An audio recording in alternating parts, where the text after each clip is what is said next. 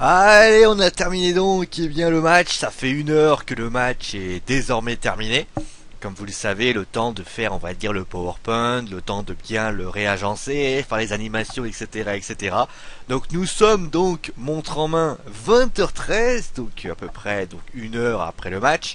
On rappelle bien évidemment le résultat, victoire du Paris Saint-Germain sur le score de 2 buts à 1. Donc c'est Alejandro Bedoya à la 8e minute qui a ouvert le score pour le FC Nantes avec un magnifique but d'ailleurs, un but de 25 mètres d'une excellente qualité. Moi j'ai trouvé franchement ce but incroyable, plein d'audace, vraiment ça a d'ailleurs été le meilleur Nantais dans ce match-là parce qu'il a fait preuve vraiment de beaucoup de fou, beaucoup d'envie et j'ai trouvé vraiment que ça a été pour moi l'un des meilleurs Nantais dans ce match. Et il s'est passé que juste après, Zlatan Ibrahimovic aura donc remis les équipes à égalité avec une magnifique passe décisive de Lucas. Et enfin, la 48e minute, Zlatan Ibrahimovic sur coup franc, redonne l'avantage à son équipe. Et finalement, le PSG se créera diverses occasions, comme bien sûr la frappe la tête de Thiago Silva juste avant la mi-temps, ou Lavezzi qui a pu en frappe de Lavezzi ou d'autres qui bien sûr réussiront à faire mal à ses adversaires, à part on va dire les 15 dernières minutes où je pense que le PSG dépose une phase de gestion pour bien sûr le grand match contre la FC Barcelone. Le PSG a tenu son rang, le PSG a fait le travail, mais le PSG s'est fait peur aussi. Et ça c'est une réalité parce que c'est vrai que durant les 15-20 premières minutes, le PSG, on les a pas vus. Alors certes, ils ont toujours cette possession de balle qui est tout simplement incroyable. Et Nantes a vraiment fait un début de match extraordinaire. Sincèrement, moi j'ai vu cette équipe, ça va vite, ça joue bien. Il y avait un pressing au milieu de terrain qui gênait beaucoup les Parisiens, notamment on a l'image de Pastore. Pastore qui a fait 2 pertes de balles et justement la deuxième perte de balle. Il s'est passé divers événements aussi qui auraient pu faire changer la rencontre. Et justement on va en parler parce que forcément la prestation du PSG qu'on fera individuelle comme d'habitude est forcément liée au collectif. Si le collectif a failli, il y en a surtout certains qui ont failli. Et c'est vrai que Pastore par cette perte de balle a failli peut-être mettre son équipe en dents de ça. Et pourquoi je dis ça? C'est forcément c'est bien évidemment l'arbitrage. Donc voici 2 photos. Première photo est assez équivoque. On va quand même vous rappeler ce qui s'est passé. Donc nous sommes à la 11e minute. Pastore vient de faire une passe un peu approximative et tout simplement perd le ballon. Et Nkoudou se met à accélérer et Marco Verratti fait un tacle. Alors le tacle vous voyez là, donc la photo est totalement pas truquée. Alors certes vous allez me dire elle vient du site de l'UFC Nantes, certes, parce que forcément moi je suis pas au Parc des Princes, donc pour prendre des photos c'est un petit peu compliqué. Mais voici pour moi la photo qui présente, c'est-à-dire Marco Verratti qui a les 2 pieds déjà décollés du sol, donc déjà très clairement c'est un acte dangereux. En plus il a les 2 pieds en l'air, on a un pied qui est quasiment en l'air qui touche carrément la cuisse de Nkoudou. Et qu'est-ce que l'argument de Monsieur Bastien dans ce match?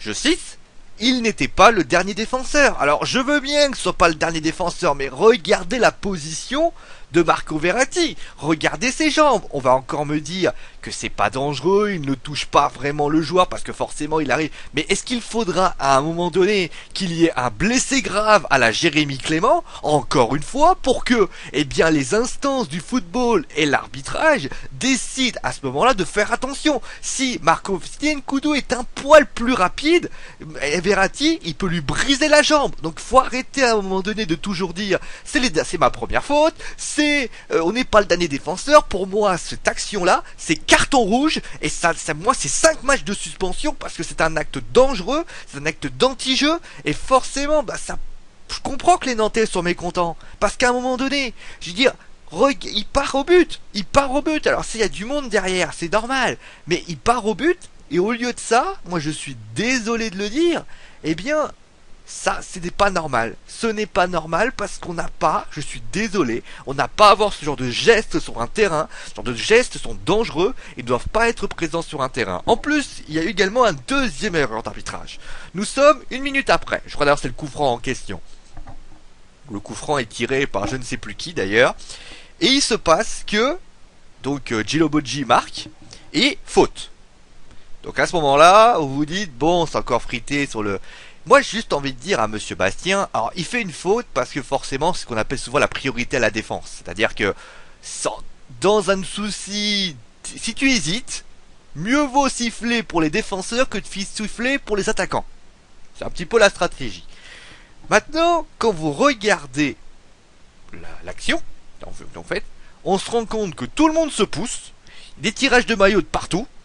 Donc, moi, je veux bien que le PSG ait été... Peut-être que il y a faute sur le PSG. Mais il y a faute ici sur Nantes. Puisque, en théorie, les deux équipes se sont poussées. Ça veut dire que, forcément, machin a poussé, l'autre a poussé, machin a poussé. Donc, ça veut dire que si on suit bien la logique, les fautes sont mutuelles. Donc, j'estime que Gilo Boggi aurait dû avoir eu son but accordé. Alors il aurait dû avoir 2-0 et forcément à 2-0, c'est pas comme si vous aviez 1-0 parce que le PSG aura peut-être pu prendre ce coup de tomahawk dans la tête et peut-être qu'à ce moment-là, ça aurait pu être le même match parce que forcément à 1-0, t'as toujours cette hypothétique et on sait que le PSG est capable de relancer sa machine, de pouvoir remettre la situation au goût du jour et je pense d'ailleurs que c'est à ce temps-là, d'ailleurs, on va le signaler, c'est le moment où d'ailleurs Nantes a commencé un petit peu à baisser. Parce que je pense que les Parisiens ont vu cette erreur d'arbitrage comme un signal d'appel finalement, en disant attention, premier but, déjà on se prend une lunette, c'est quasiment extraordinaire. Et le deuxième, c'est en plus un but qui aurait pu être accordé, mais qui n'est pas accordé. Et ça donne envie aux Parisiens, qui marquent le premier but, qui égalise et qui redonne l'avantage, qui donne l'avantage à son équipe. Donc à un moment donné, Monsieur Bastien, je suis désolé, je ne vous connais pas et j'ai pas envie de vous connaître. Le truc, c'est que quand on voit un geste dangereux combiné pour moi à une faute qui pour moi n'est pas du tout, je vais pas dire que c'est une faute parisienne, je vais pas dire qu'il n'y a pas faute, c'est pas ce que je dis. Je dis simplement qu'il y a une faute collective. Les deux équipes se marchaient dessus. À ce moment-là, j'estime que Monsieur Bastien, soit il fait la police, il attrape les joueurs, il les attrape et il leur dit vous arrêtez vos conneries, soit il ne siffle pas. Et j'estime que si les Parisiens viennent, il dit, et je cite, vous êtes en train de vous chamailler tout comme vos compatriotes nantais. Je suis désolé de le dire, j'estime que pour moi, Monsieur Bastien a à la fois mis en danger l'intégrité physique d'un joueur, aurait pu, parce que forcément c'est pas le cas, mais aurait pu mettre en danger l'intégrité physique d'un Nantais, et deuxièmement, il est coupable d'une erreur d'arbitrage qui permet aux Parisiens de se remettre en jeu et de permettre finalement à son équipe de pouvoir de permettre à l'équipe adverse de égaliser et de pour ainsi dire remporter le match. Et donc forcément ça passe pas. Et c'est ça forcément, c'est pour ça que Michel Dezacarian n'est pas très content, c'est pour ça que Valdemir Kita, que le président Kita n'est pas content, que Papy, forcément qui est supporter nantais, n'est pas content, et je peux le comprendre, puisque avec une victoire, allez on va dire, s'il y avait eu 2-1, on peut imaginer 2-2. Il y aurait eu un point. Donc les Nantais auraient pu se dire, bon, on ramène un point du parc, c'est quand même bien. Ça fait ça fait quand même 3 défaites consécutives. Et cette défaite-là, malgré le fait que oui, c'est vrai que les Nantais ont subi, les Nantais ont peut-être peut-être eu un petit peu de mal après notamment les 15 premières minutes. Mais avec 2-0, on ne sait pas comment le match se serait terminé. Et moi je pense que Paris, à 2-0, n'aurait sans doute pas réussi à revenir dans cette rencontre. Et j'estime que pour moi, Monsieur Bastien a remis les Parisiens dans ce match. Et pour ceux qui se disent, oui voilà, ça le Nantais, machin, j'ai juste envie de vous dire, je suis supporter parisien. Donc moi je sais aussi reconnaître quand mon équipe ne joue pas bien, comme la semaine dernière. Je sais reconnaître quand le PSG, il y a des erreurs contre le PSG, parce que j'estime que je ne suis pas là pour encourager, pour favoriser une équipe. Je suis là pour parler de faits. Et j'estime que les faits sont là, les images sont là. Je pense que l'image de gauche, vous la voyez comme moi. C'est pas un tacle qui est autorisé. Ça aurait pu être, j'ai dit bien, aurait pu, parce que j'estime que ça aurait dû être aussi une mise en danger de la vie d'autrui, de la santé du joueur, de l'intégrité physique. Et j'estime que là, pour moi, c'est carton rouge, et comme l'avait fait Monsieur Chaperon contre Bordeaux. Tout simplement. Bon allez, on va passer quand même aux joueurs, la prestation donc du PSG. On va commencer avec donc le gardien Sirigu. Bah, Salvatore, il a été présent. Alors, il peut rien sur le but, bien sûr, nantais. Moi, j'estime que franchement, là, il voit la lunette arriver, il a beau se tendre, il peut pas, fort heureusement. Et moi, j'estime que Salvatore Sirigu, bah, il a fait son match. Et je suis très content, sincèrement. C'est vrai qu'il y avait eu cette bourde à Lille, il a pas gambergé, il a repris vraiment du poil de la bête. Et j'estime que, bah, Salvatore a été excellent dans ce match. Il a fait bien. Et en plus, d'ailleurs, j'aime beaucoup, c'est que il commence un peu à s'imposer. C'est-à-dire que l'année dernière, il était un petit peu inquiet, il n'arrivait pas encore à grimper. Là, vraiment, il prend des prises de balles, il fait des bons arrêts. Il a été rassurant, notamment les 15 dernières minutes où le PSG commençait un peu à subir. Il était là et ça, c'est très intéressant. Ensuite, nous avons Serge Aurier. Alors, Serge Aurier, qui est le nouveau titulaire. Bien, bien. Alors, début de match difficile, notamment contre Nkoudou, mais après, il a repris, on va dire, du poil de la bête. Il a été souvent, d'ailleurs, moi je tiens à signaler, il a beaucoup centré, notamment un centre pour, je crois que c'est Lavezzi, c'est Digne, je crois. C'est Digne qui récupère le ballon et qui l'envoie je sais pas où, à Wallis et Futuna, comme on dit. Mais c'est vrai que, à part ça, il a fait quelques bons centres, il a essayé vraiment d'apporter quelque chose offensivement. Défensivement, à part le moment Nkoudou, je trouve qu'il a été très très bien défensivement, il a bien rassuré. Et je continue à dire que pour moi, il est en train de monter en puissance. Et Vanderville, attention, il a son match contre le Barça. Si jamais contre le Barça, il n'est pas capable d'assurer sur son côté droit, j'ai peur quand même que Serge Aurier lui pique sa place. Parce que non seulement Serge Aurier est rassurant, mais plus important, et surtout le contre Lille, moi j'ai trouvé que Vanderville n'était pas terrible. En plus de ça, il est offensif. Donc il est capable, contrairement à Christophe Jallet l'année dernière qui était un petit peu en retrait, lui il est présent et j'estime que lui, eh ben, Serge Aurier, ça peut être le latéral droit qu'attend le Paris Saint-Germain. Ensuite nous avons Thiago Silva. Alors Thiago Silva, bah, très rassurant. Alors début de match difficile, on a vu à quel point bah, c'est pas facile de bah, voilà d'être Thiago Silva malheureusement. C'est vrai qu'il a, il a eu quelques difficultés au début, notamment quand le PSG subissait, mais après très bien dans les relances, il met une tête d'ailleurs que Rémi Rioux pardon détourne. Il a fait vraiment, il a également fait quelques pas moments où il récupérait le ballon, il partait vraiment vers l'avant pour essayer d'apporter quelque chose offensivement, défensivement dans les placements, dans les interventions, c'était excellent. Moi, j'ai trouvé vraiment que Thiago Silva, il est en train d'ailleurs par rapport aux critiques qu'on avait fait sur lui, il est toujours aussi serein. Et moi, ce qui m'étonne, c'est que malgré tout ce qu'on peut lui dire, ça reste un bon défenseur. Alors après, on dira toujours, lui, il est meilleur qu'un tel. Mais Thiago Silva, c'est un bon défenseur, c'est un grand défenseur. Et il est en train de le prouver à chaque instant. Et surtout, c'est une très bonne préparation pour lui, pour le Barça. Parce que le Barça, bah, ça sera Messi, ça sera Neymar, ça sera des joueurs qui vont être rapides. Et c'est vrai que, bah, après, on peut toujours dire oui, mais il avait personne devant. Il y a Suarez qui va reprendre. Attention. Donc il va y avoir pour moi, c'est ce match-là qu'on va savoir si Thiago Silva est bon. Mais pour le moment, avec ce qu'il a prouvé aujourd'hui, c'est un très bon défenseur et il le prouve encore. Ensuite, nous avons bah, Marquinhos, comme d'hab. Hein, Marquinhos qui a encore prouvé bah, par sa prestation qu'il était encore excellent, donc très bon dans les interventions. On le regrettera peut-être. Il relance, mais il met pas le danger. C'est peut-être son petit défaut. Mais on va encore dire, voilà, Marquinhos, très très bon.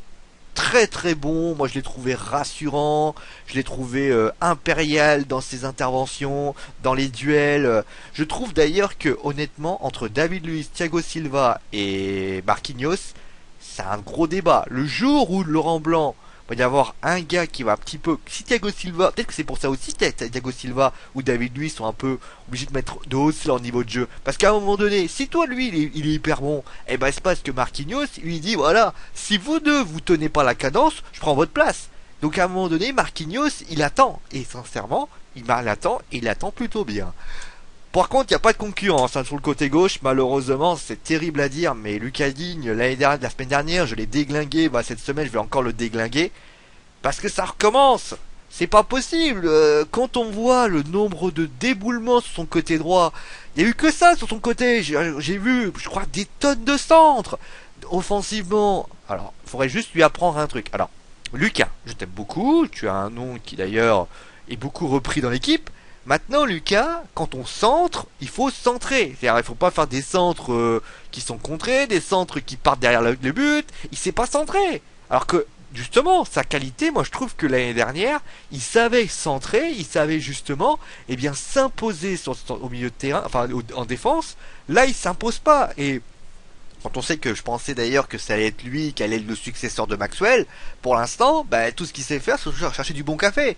Parce que pour le moment, Lucas Digne, c'est insuffisant, et je le remontre encore, c'est encore un des Parisiens que je vais mal noter, parce que c'est encore quelqu'un qui a vu, voilà, il y a tellement eu. On va encore me dire, oui, mais Serge Aurier, il a pas été mon nom, il a eu quelques difficultés. Oui, mais il a su réajuster. Serge Aurier, et je crois que Serge Aurier et Lucas Digne ont le même âge.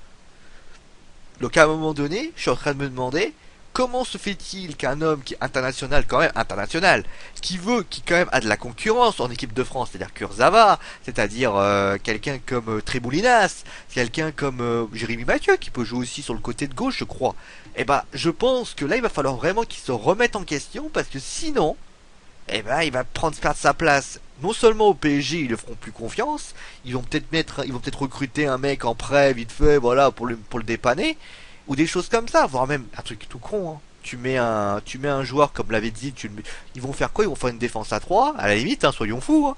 Lucas Digne, il jouera plus jamais latéral, et il mettra un Serge Aurier un peu plus devant, il mettra à gauche un joueur qui, par exemple, sera Lavezzi, parce que voilà, on peut faire les deux, il est combatif, et puis voilà, c'est 3-5-2, c'est réglé. Faut être un peu plus, voilà, ça fait deux sorties que je note, deux sorties qui se prend des tôles. Alors, ça commence à faire beaucoup. Bon allez, ensuite nous avons Adrien Rabiot. Alors Adrien Rabiot, on va dire que le début de match a été difficile. Parce que voilà, après moi j'estime qu'il va pas au pressing, il est en retard hein, sur la frappe de Bedoya. Je trouve qu'il avait du mal à se situer, notamment quand Bedoya frappe, il arrive, mais trop en retard. Je pense que le but il est pour lui. Alors après ça peut se discuter, je peux le comprendre, mais j'ai trouvé quand même que ça a été, selon moi, un peu limite. Ensuite, il s'est bien repris, il s'est créé des occasions, il a récupéré pas mal de ballons notamment, et surtout moi ce que j'ai bien aimé, c'est que il a défendu. Il a beaucoup défendu, il a pris le rôle de Thiago Motta quand par exemple c'est un peu dur, il a beaucoup défendu. Ce que je peux regretter, c'est que quand il défend, forcément il a commencé à monter en régime, il quand même créé quelques occasions. Mais moi ce que j'aimerais, c'est qu'il soit vraiment une sentinelle, c'est-à-dire quelqu'un qui récupère les ballons et qui les envoie un peu partout. Là ça manque, ça c'est pas encore assez, mais faut pas oublier qu'Adrien Rabiot, ça fait quelques semaines qu'il joue. Donc on peut quand même être indulgent avec lui.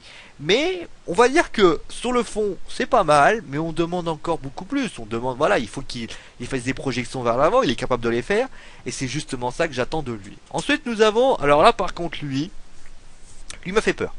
Il m'a fait peur parce que on rappellera que c'est grâce à cause de lui d'ailleurs que Marco Verratti il doit se faire expulser. Puisque on rappelle qu'il y a eu deux pertes de balles, une sans conséquence. La deuxième, elle est pour lui. Parce que il perd un ballon. Et à ce moment-là, tu vois Nkoudou partir. Et là, Verratti aurait dû être expulsé. Mais après, il se reprend bien. Il a l'origine du premier but. Il a fait plusieurs passes de très grande qualité. Il a cette qualité, il a cette aisance technique qui lui aide quand même. Qui permet quand même à son équipe de vraiment bien relancer. La semaine dernière, il a été l'un des rares à surnager. Là, il m'a fait un peu peur. Mais bon, c'était que 15-20 minutes. Et après, 70 minutes, ça a été plutôt bon. Il s'est bien repris. Je trouve d'ailleurs que c'est ça la différence entre le Pastore de l'année dernière et le Pastore de cette année. Le Pastore de l'année dernière, il aurait perdu deux ballons. Il se serait, on va dire, crispé. Il se serait dit putain, ça y est, je vais faire une connerie. Là, il s'est bien repris. Il a envoyé un magnifique ballon pour Lucas, pour Zlatan. Il a été d'ailleurs plusieurs fois dans plusieurs actions intéressantes. Ça prouve à quel point que Ravière, il peut être là vraiment, et quand il est là, il est vraiment très intéressant. Par contre, il y a deux façons de le voir. On peut, alors il a été très bon, on va le dire. Il a été très bon puisqu'il a fait plusieurs transmissions, il a fait plusieurs dribbles, il a su bien changer le rythme du jeu, il a su envoyer des bons ballons. C'est vraiment un excellent joueur dans ces systèmes-là et notamment il est toujours capable de faire un petit geste qui permet à son équipe de toujours s'en sortir. Dans la récupération aussi, il a été excessivement bon et posait pas mal de problèmes aux Nantais. Le problème, c'est qu'il y a cette faute. Et cette faute, forcément, si on y tient compte, il aurait dû être expulsé. Il aurait dû être expulsé. Après, il aurait dû être expulsé, mais moi je ne lui en veux pas. Pourquoi? Parce que j'ai pas lui en tenir rigueur autant que Javier Pastore par exemple. Pourquoi? Parce que j'estime que Marco Verratti, en fait ce qu'il fait, c'est qu'il sauve la maison en faisant un tacle à la désespérée. Il se dit de toute façon, Moi, je me fais expulser, je me fais pas expulser, c'est pareil. C'est pareil, c'est-à-dire que si je me fais pas expulser, dire voilà, c'est comme ça, il faut que j'arrête la but, il faut que j'arrête l'action, j'arrête l'action. Donc il a fait le métier. Alors après le métier est un petit peu bizarre, mais j'estime que Marco, il a simplement fait pour moi une annulation de la situation de but. Vous commencez à comprendre ce que je vais te dire. Donc pour moi, il aurait dû être expulsé. Mais comme il ne l'est pas été, donc forcément je ne peux pas juger un homme qui n'est pas expulsé. Je juge bien sûr la prestation toujours. Il a été plutôt bon et dans la transmission également dans la technique. Ensuite, ah bah lui par contre, il a été excellent. D'ailleurs, dans les 15 premières minutes, il a été l'un des rares surnagés. Parce qu'on a vu à quel point bah, c'est quali ça. On le voit d'ailleurs dans sa passe pour Zlatan. Il a été d'ailleurs pas mal de fois. Il a su accélérer. Il accélère vraiment. C'est un excellent joueur. Ses accélérations sont fulgurantes. Et quand tu vois qu'est-ce qu'il est capable de faire, on le voit d'ailleurs plusieurs fois. Il a fait plusieurs accélérations qui ont. D'ailleurs, il y a une accélération qu'il fait et qui donne le ballon à Lavezzi. Vraiment, c'est incroyable ce qu'il fait. Il est en train d'ailleurs de retrouver, de devenir un joueur de plus en plus complet. Il est en train moi je trouve que ce joueur, il est en train de devenir un joueur un peu à la Neymar. C'est-à-dire que première année difficile, ce qui est normal, adaptation. Même si on dit qu'il a fait 1 an et demi, moi j'estime que les 6 mois qu'il a fait, il était blessé, donc finalement ça comptait pas. Deuxième année, il est en train un petit peu de s'améliorer. Je crois d'ailleurs qu'il apprend la langue, donc ce qui fait que ça l'aide beaucoup. Donc pour moi, Lucas, il vient de devenir un Neymar. Et forcément, sa capacité d'accélération est phénoménale. Et ses dribbles sont fulgurants. Et je pense que ça, quand il va réussir à faire un peu moins de déchets, je pense que Lucas peut être l'un des grands joueurs de cette équipe. Et carrément, Lavezzi, on le verra plus, hein, je peux vous le dire vraiment, à part bien sûr pour faire tourner l'effectif, etc., etc. Justement, en parlant de Lavezzi, alors Lavezzi, j'étais alors, première mi-temps difficile, on l'a vu plusieurs fois courir, des zones, des choses comme ça, on l'a vu vraiment en première mi-temps, il n'a pas été aussi bon qu'il y paraît. Par contre, deuxième mi-temps, plutôt bonne. Moi, j'ai trouvé que la deuxième mi-temps était plutôt bonne, il a fait plusieurs accélérations, il s'est créé des occasions. Par contre, la finition, c'est toujours pas ça. Ça, c'est toujours son problème. C'est-à-dire qu'il est capable d'être très très vif, il est capable d'aller super vite, il est capable vraiment de mettre le feu. Par contre, qu'est-ce qu'il y a comme déchet en finition? Il faut qu'il soit plus régulier au niveau de la finition. Quand il sera plus régulier, lui aussi, ça sera un grand attaquant. Parce que sa capacité d'accélération, alors, il a peut-être ce défaut aussi de courir un peu trop vite, mais sinon, après, il a été très bon défensivement. On a vu que Lucani avait du mal. Lui, il a été là souvent pour essayer, d'arrêter les offensives et bah forcément ça a été excellent par rapport à ça. Il aura sans doute une moins bonne note que Lucas, mais au moins j'ai trouvé qu'il a été plutôt bon par rapport à ça. Ensuite nous avons bien évidemment l'inévitable Zlatan Ibrahimovic. Bah ça a été alors pas mal. Moi je trouve que d'ailleurs depuis sa blessure, je trouve qu'il est au service du collectif. Il est beaucoup au service du collectif. Et bien sûr le doublé, il marque un doublé avec un magnifique coup franc et un but un but de renard de surface, c'est-à-dire un but voilà où il coupe la trajectoire. Très très bon Zlatan, pour moi ça a été le meilleur parisien dans ce match-là. Allez, pardon. On va passer maintenant au top. Alors bien sûr les tops c'est les 22 acteurs, hein, bien évidemment. Alors, top 3, qui est pour moi le troisième meilleur joueur de ce match. C'est bien sûr Alejandro Bedoya. Alors je sais bien sûr que je note pas les Nantais pour les raisons simples, c'est que j'ai pas envie de dire voilà machin, j'ai peut-être pas, c'est difficile de noter les 22 joueurs, donc je me limite pour le moment au Paris Saint-Germain, mais je ferai sans doute pour les cas spéciaux les deux équipes. D'ailleurs je vous annonce que pour le match contre le Barcelone, il devrait y avoir les deux équipes. Mais Bedoya a été excellent. Bedoya, il a encore été incroyable. Bedoya, moi je trouve il est incroyable. Il a fait une frappe, il a été il a été l'un des rares joueurs. D'ailleurs, quand ça commençait un peu à se calmer du côté nantais, j'ai trouvé qu'il a été très très bon. Et il a essayé quand même de trouver des solutions pour des accélérations. Alors après, c'est au niveau technique, il pêche un peu. Mais au moins, il a le mérite d'être combatif. Et voilà, troisième top 3. Ensuite, nous avons, forcément, je me suis trompé dans la diapositive, c'est pas grave.